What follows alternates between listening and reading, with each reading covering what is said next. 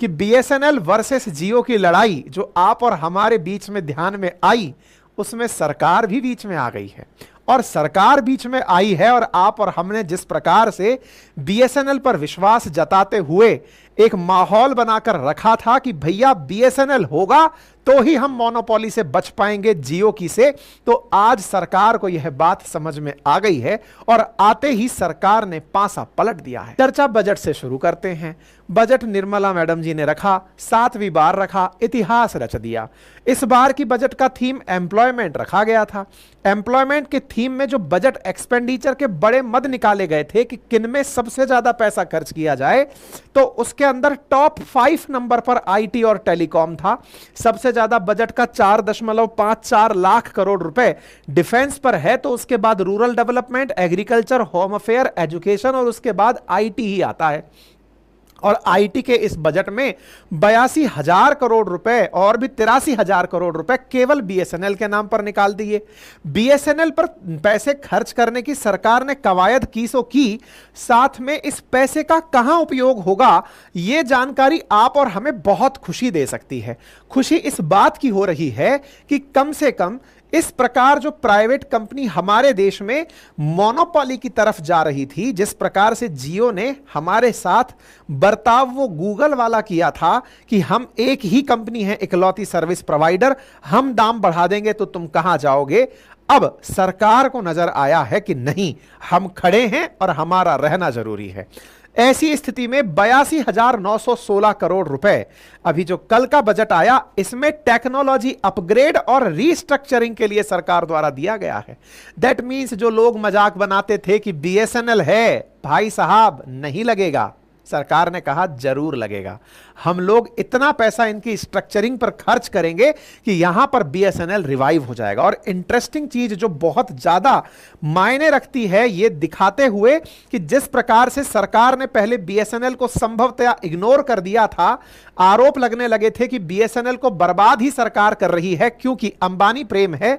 इस अंबानी प्रेम के चलते मोदी सरकार ने उन्हें फायदा पहुंचाने के लिए बीएसएनएल को इग्नोर किया। अब वो पासा पलट गया है। तथ्य बताते हैं कि 17,000 करोड़ रुपए केवल और केवल सर्विस ऑब्लिगेशंस के बैलेंस को पूरा करने के लिए, ताकि 17,000 करोड़ रुपए उन लोगों को दिए जा सकेंगे जो बीएसएनएल के कर्मचारी रिटायर्ड हो रहे हैं, जो पेंशन पर जा रहे हैं। 1 अप्रैल 2014 के बाद से जो कर्मचारी हैं उनको यह पैसा दिया जाएगा। मतलब सोचिए, एक समय बीएसएनएल की यह हालत हो गई थी कि बीएसएनएल के कर्मचारियों को कंपलसरी रिटायरमेंट तक के प्रस्ताव दिए जा रहे थे कि भैया अब आपकी जरूरत नहीं है, आप मत आइएगा, क्योंकि बीएसएनएल चल नहीं पा रहा है। अब सरकार कह रही है कोई नहीं, बीएसएनएल के कर्मचारियों को रिटायरमेंट बेनिफिट्स भी मिलेंगे। 17,000 करोड़ इस बार के बजट में उन कर्मचारियों को मोरल बूस्ट करने के लिए दे दिया गया है। अपने आप में यह बदलता हुआ पासा बहुत कुछ इशारे करता है। मतलब यह समझ लीजिए कि इस बजट ने पर्टिकुलर फोकस किया है उन सब चीजों को जिन्हें आपने इन दिनों ट्रेंड बनते हुए देखा। आप सोचिए कि टेलीकॉम मैन्युफैक्चरिंग के अंदर सरकार ने 5% इंपोर्ट ड्यूटी इंक्रीज कर दी, ताकि देश के अंदर ही टेलीकॉम के लिए जो आवश्यक एलिमेंट्स हैं उन्हें यहीं पर डेवलप किया जा सके, देश के अंदर ही पर प्रिंटेड सर्किट बोर्ड की असेंबली की जा सके। इस प्रकार के प्रयास किए गए हैं, क्योंकि अभी तक हमारे देश के अंदर टेलीकॉम के और नेटवर्किंग के लिए जो आवश्यक इंस्ट्रूमेंट्स थे 40% तक हम इंपोर्ट करते थे। हमने इंपोर्ट ड्यूटी बढ़ा दी ताकि वो हमें महंगे पड़े और हमारे देश के अंदर डोमेस्टिक प्रोडक्शन को उस कॉम्पिटिटिव प्राइसिंग पर बढ़ावा मिल सके। इस बजट में 34.46 करोड़ रुपए में भारत के अंदर टेक्नोलॉजी और इन्वेस्टमेंट प्रमोशन के लिए, 70 करोड़ रुपए चैंपियन सर्विस सेक्टर स्कीम के लिए, 1800 करोड़ रुपए प्रोडक्शन लिंक इंसेंटिव स्कीम के लिए इस बजट में अलोकेट किए गए हैं, जो अपने आप में यह दर्शाता है कि ना केवल सरकार केवल बीएसएनएल की पेंशन, बीएसएनएल कर्मचारियों की पेंशन, बल्कि टेक्नोलॉजी अपग्रेडेशन और मेक इन इंडिया के तहत देश में ही प्रोडक्शन लिंक इंसेंटिव स्कीम से कंपनियों को चलाया जाए, उस पर पैसा खर्च कर रही है। सवाल यह नहीं है कि बजट पर आप इतना पैसा खर्च कर रहे हैं, सवाल यह है साहब अब क्यों कर रहे हैं? क्योंकि जब पूरी तरह बीएसएनएल चरमरा गया, अब आप हाथ बढ़ाए तो कुछ गड़बड़ हुआ है क्या? हम तो बस बात करने वाले लोग हैं, आप और हम बैठ के बतिया रहे हैं कि क्या हो रहा है। मेरे प्यारे साथियों, सरकार ने एक और काम किया है। अभी तक जब ये कहावत कहा जाती है कि बीएसएनएल है भाई साहब नहीं लगेगा, लेकिन सरकार ने गांवों तक ऑप्टिकल फाइबर पहुंचाने के लिए भारत नेट योजना में वर्ष 2024 के अंदर बीएसएनएल के लिए जो मतलब डेटा है, बजट है, वो बढ़ाकर 8500 करोड़ कर दिया है। मतलब आप सोचिए कि 2023 में भारत नेट परियोजना जिससे गांवों में ऑप्टिकल फाइबर पहुंचाता था, उसके अंदर 1500 करोड़ रुपए पहले खर्च किए। 2024 के अंदर यह आंकड़ा बढ़ा करके अब अंतरिम बजट में बढ़ाकर 8500 करोड़ तक कर दिया है। मतलब गांव में भी इंटरनेट पहुंचेगा ऑप्टिकल फाइबर से, पूरे देशवासियों को 4G इंटरनेट मिलेगा। तो क्या यह सब अंबानी के लिए किया जा रहा है? अंबानी के लिए क्यों किया जा रहा है? मैं इसलिए बार बार कह रहा हूं कि बजट तो अब आया है जुलाई में, लेकिन हमारे देश में पिछले महीने जून में एक जबरदस्त भूचाल आया था। प्राइवेट कंपनियों ने अपनी मनमानी का कुछ ऐसा तांडव रचा था जिससे हमें यह लगने लगा था कि जियो तो हम सबको अपना गुलाम बनाने का प्रयास कर रहा है। क्यों? क्योंकि जब तक जियो नहीं आया था मार्केट में तो इतनी सारी कंपनीज टेलीकॉम सेक्टर में काम करती थी, लेकिन जैसे ही आप जनाब आए बाकी सारी कंपनियां खत्म, ले देकर 2-3 कंपनी बची, जिनमें से एयरटेल और वोडाफोन प्राइवेट थी, बीएसएनएल सरकारी थी। सरकारी बीएसएनएल तो बेचारी सरवाइव ही नहीं कर पा रही थी क्योंकि 4G का स्पेक्ट्रम खरीदने के पैसे नहीं थे, और एयरटेल और वोडाफोन जियो के साथ मिलकर के मोनोपोली को इतना बढ़ावा दे दिए कि साहब आप प्राइस बढ़ा रहे हैं तो हम भी आपके साथ प्राइस बढ़ाएंगे। हम लोगों ने हालांकि ट्रोल किया है जियो को, कम तो बेटा एयरटेल और वोडाफोन वाले भी नहीं हैं। अगर तुम में देशभक्ति थी तो तुम रुक जाते, तुम ना कहते कि जियो ने बढ़ाया है प्राइस, बढ़ाने दो, हम तो सस्ते पर देंगे, नहीं, पर तुम इनके पीछे छुप के शिकार किए। मतलब प्राइवेट सब हैं एक जैसे ही, पर कोई नहीं, तुम इनके कारण गिरे थे तो इनके कारण उठोगे, इसलिए हम तुम्हें केवल आश्रित और परपोषी मानते हैं एयरटेल। लेकिन तुम ना अगर खुद से कुछ ढंका किए होते तो तुम्हें भी इस समय हीरो बनने का मौका मिलता, लेकिन तुमने वो मौका गवा दिया, तुम सेकंड लाइन पर ही खड़े रहोगे। अब इस समय पर बीएसएनएल ने यह मोर्चा संभाला है। बीएसएनएल ने मोर्चा संभाला, इसके पीछे बड़ा कारण है। हमारे देश ने पिछले साल में एक बहुत ही गंदा अनुभव लिया है, और वो है कंपनियों की मनमानी का, मोनोपोली का। आपको मैं याद दिला दूं कि जब मार्केट में केवल एक ही कंपनी हो, मतलब दिस इज माई वे और नो वे, आपके पास इकलौता ऑप्शन हो, तो कंपनियां मनमाना करती हैं। जैसे जिस माध्यम पर आप मुझे सुन रहे हैं, जिसे आप गूगल कह रहे हैं, इस गूगल ने एप्लीकेशन पर एक मतलब यह कहा था कि एप्लीकेशन के थ्रू अगर आप कुछ बाल बेच रहे हैं तो 30% तक आपको हमें देना पड़ेगा, और उसमें मतलब आइडिया था 11% से 26% तक आपको रेवेन्यू शेयर हमसे करना पड़ेगा। बड़े बड़े इंडिया के एप्लीकेशंस को गूगल ने अपने प्ले स्टोर से उठाकर फेंक दिया था, और हम लोगों के पास कोई ऑप्शन ही नहीं था। हम लोग बस ये तलाशते रहे कि यार हमारे इतने सारे एप्लीकेशन उड़ गए, क्या करें। तब सरकार ने आकर के अपनी तरफ से इंटरफेरेंस किया। ये मतलब इसी साल के शुरुआत की भी बात है, हमारे इंटरनेट के इस दौर में जब गूगल ने हमारे कई एप्लीकेशंस को उड़ा दिया, देश के बड़े बड़े एप्लीकेशंस को, यह कहते हुए कि आपको इतना पैसा देना पड़ेगा अगर आप अपने एप्लीकेशन से यह सामान बेच रहे हो तो इस तरह से देश में अचानक लोगों को यह एहसास हुआ कि प्राइवेट कंपनियां तो किसी की सगी नहीं होती। पहले आती हैं सस्ते दामों पर, आकर के ये पहले इस प्रकार की प्राइसिंग लेकर आती हैं ताकि लोगों को लगने लगे कि यार ये तो हमारे लिए ही हैं। एकदम इस प्रकार की प्राइसिंग जिसे देख करके आपको लगे कि मतलब ये तो इतने सस्ते में कोई दे रहा है तो इससे बड़ा तो दिव्यात्मा कोई हो ही नहीं सकता। लेकिन जब ये अपना असली रूप दिखाते हैं तब लोगों को एहसास होता है। गूगल की दादागिरी जो थी उसको भी भारत सरकार ने रोका था, और जियो की दादागिरी को भी अब भारत सरकार रोक रही है। भारत सरकार ने जियो और एयरटेल के इस टैरिफ हाइक के बाद में बीएसएनएल को पुनर्जीवन दान दे दिया है, और जियो को मतलब जियो के कारण से बीएसएनएल की जो घर वापसी है अब यह तय हो गई है, आप यकीन मानिए।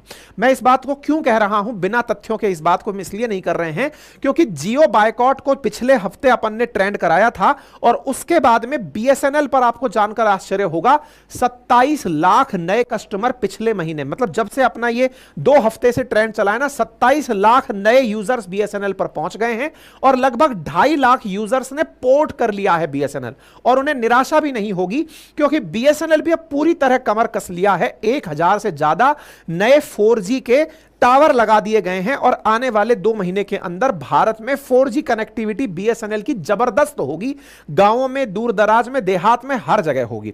यानी बीएसएनएल सस्ती कीमत पर भारतवासियों के विश्वास को, मैं अगेन कह रहा हूं, यह भारत सरकार के बिना संभव नहीं था, क्योंकि जियो ने तो हमारे जज्बात ही पलट दिए थे, तभी जाकर के हमारा बीएसएनएल पर नजर गड़ा था। इसी कारण से कहा जा रहा है कि सरकार ने इस सेंटीमेंट को ध्यान में रखते हुए मौके पर चौका मारा है और सरकार ने कहा है कि नहीं, मार्केट में एक तो आदमी अपना भी होना चाहिए और वो आदमी अपना बीएसएनएल ही है। क्या वाकई में इस बात का फर्क पड़ा? अजी बहुत फर्क पड़ा है। बहुत फर्क क्या पड़ा है? डेटा देखिए, बीएसएनएल ने 2.75 मिलियन कस्टमर जब से प्राइस इंक्रीज हुआ है ना, तब से नए जोड़े हैं। 2.5 लाख कस्टमर्स ने हाल ही में पोर्ट किया है, जो कि अन्य नेटवर्क से बीएसएनएल में पोर्ट होकर के आए हैं। और यह खबर बड़ी बनती है कि प्राइवेट टेलकोज का जो टैरिफ हाइक चला, उससे फायदा बीएसएनएल को हुआ है। अब बीएसएनएल भी आपको खुलकर जानकारी दे रहा है और कह रहा है चिंता मत करो, मैं 1000 टावर अब तक 4G वाले लगा चुका हूं और धुआंधार तरीके से भारत को 4G बनाने का प्रयास चल रहा है, वो भी पूरी तरह स्वदेशी। मैं स्वदेशी क्यों बोल रहा हूं? क्योंकि और जितने भी जगह पर प्राइवेट कंपनीज 4G स्ट्रक्चर्स लगा रही हैं, उनमें 40% तक इंस्ट्रूमेंट चाइना वाले लगे हैं। आपको याद होगा कि हुवावे का 5G इंफ्रास्ट्रक्चर अमेरिका ने और यूके ने लेने से मना कर दिया था, जो चाइनीज इंफ्रास्ट्रक्चर था। प्राइवेट कंपनीज इंडिया में अभी भी चाइना का इंफ्रास्ट्रक्चर यूज कर रही हैं, लेकिन बीएसएनएल कह रहा है कि मैं पूरी तरह स्वदेशी टेक्नोलॉजी लगाकर 4G ला रहा हूं और प्लान भी इतने सस्ते सस्ते कि आपका देखकर मन राजी हो जाएगा कि 30 दिन का चार्ज आपको मात्र 147 रुपए के अंदर प्राप्त हो रहा है। यानी कि आप अगर बीएसएनएल को यूज करते हैं तो बीएसएनएल 4G बहुत ही सस्ते कीमतों में मिल रहा है और जो हमारा 4G है वो 5G के लिए ऑलरेडी तैयार है। मतलब इस तरह से समझिए कि 4G आप यूज करेंगे, 5G के लिए इंफ्रास्ट्रक्चर पहले से ही तैयार किया जा रहा है। साथ ही साथ बीएसएनएल ने एक और मौके पर चौका मार दिया और कहा कि चिंता मत करिए, आपका जो डेटा है ना वो भी भारत में ही सेव रहेगा। इसके लिए टीसीएस को जिम्मेदारी दी गई है। नाम जब टाटा का जुड़ जाए, बीएसएनएल के साथ टाटा का नाम हो, तो लोगों में विश्वास वैसे ही आसमान पर चढ़ जाता है। और टीसीएस को 15,000 करोड़ की 4G डील में कहा गया है कि इंडियंस का डेटा इंडिया में ही रखना है, इसको बनाए रखिए। इस बात को अब सरकार भी प्रचार करने लगी है। सरकार कह रही है आजादी का Amrit Mahotsav, BSNL 4G, BSNL 5G ready. यानी अब 23 जुलाई का ये डीओटी का, डिपार्टमेंट ऑफ टेलीकम्युनिकेशन का आप ट्वीट देख रहे हैं, जिसमें सरकार खुद कह रही है कि आने वाले समय में मेड इन इंडिया 4G और 5G टेक्नोलॉजी को हम लोग लेकर आ रहे हैं। यह सुर्खी बड़ी सुर्खी है। बहुत सारे लोग इस सिम को दिखाकर दिखा रहे हैं कि बीएसएनएल 4G तो आई गया, 5G की तैयारी कर चुका है और देश का विश्वास इस पर बन रहा है। लोग तरह तरह से फोटोज डाल रहे हैं कि बीएसएनएल के कर्मचारी 9:30 बजे से पहले ही ऑफिस जाकर बैठ गए हैं। ऐसा ही एक ट्वीट कोई आईएएस अधिकारी हैं, उन्होंने अपने पोस्ट पर शेयर किया कि देखिए अधिकारी आधा घंटे पहले ऑफिस पहुंच जा रहे हैं कि साहब कुछ तो होगा। अरे इनकी सेहत पर कुछ असर पड़ा कि नहीं? पड़ गया है, पड़ गया है। जिस जियो ने 349 वाला रिचार्ज रोक दिया था, वो आपके द्वारा किए गए बायकॉट में वापस ला दिया गया है। जियो ने ये हेडलाइन दी है, आज की हेडलाइन है, पढ़ लीजिए। जियो ने अपना 349 वाला जो रिचार्ज प्लान था, जिसकी वैलिडिटी को पहले खत्म कर दिया था, 49 वाला प्लान ही गायब कर दिया था, 349 वाला वो वापस ला दिया है। ये आप ही की ताकत है। आपके द्वारा जो जियो को ट्रोल किया गया, उसका परिणाम यह निकला कि बीएसएनएल को, जियो को झुकना पड़ा और झुक करके अपने पुराने प्लान वापस ले आया। अखबारों की हेडिंग बना दिया कि हम 349 वाला प्रीपेड प्लान वापस से अपडेट कर दिए हैं। चिंता मत करिए, रिलायंस जियो आपका प्लान वापस आ गया है। End of discussion. बोले अब कोई चिंता की बात नहीं है, बहस बंद करो, मैं 349 वाला ले आया। अरे छोड़िए, आपको, हमको समझ में आ गया है कि आप हमको बेवकूफ बनाने के लिए यह प्लान लाने की बात कर रहे थे कि चलो अब बहसबाजी बंद करो, हो सकता है 150 रुपए के लिए आप लोग झगड़ा कर रहे थे। नहीं, इस बार खेल 150 रुपए का नहीं था जनाब। इस बार खेल इस बात का था कि आपकी स्ट्रेटेजी लोगों को समझ में आ गई थी। आप जो कर रहे थे वो लोगों को समझ में आ गया था कि पहले सस्ता दो, प्रेडेटरी प्राइसिंग यूज करो और बाद में इन सबसे सब कुछ छीन लो। नहीं, समझदार हो गए हैं लोग। आपका यह प्लान सस्ता है लेकिन ये झुकने के कारण है, आप झुके हैं इसलिए प्लान सस्ता किया है, लोग छोड़कर आपको दूसरी जगह जा रहे हैं इसलिए सस्ता किया है। और हां, इस बजट में इतना फंड अलोकेट हो गया है कि अगर बीएसएनएल खड़ा हो गया ना तो भाई साहब जियो आपको तो जीने नहीं देगा। बाकी फिलहाल के लिए इतना ही है। आपकी इस विषय पर क्या राय है कमेंट बॉक्स में जरूर रखिएगा। सेशन पसंद आया हो तो लाइक करना बिल्कुल मत भूलिए।